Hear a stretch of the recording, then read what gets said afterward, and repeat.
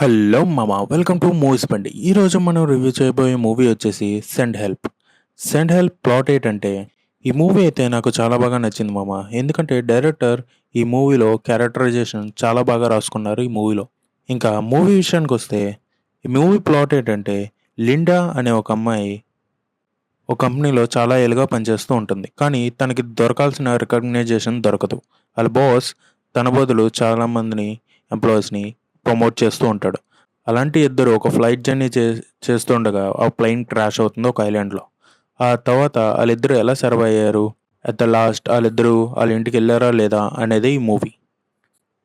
ఇది ఒక survival movie ఇది. ఇందులో కొన్ని ఎలిమెంట్స్ చాలా బాగా వర్కౌట్ అయ్యాయి మామ.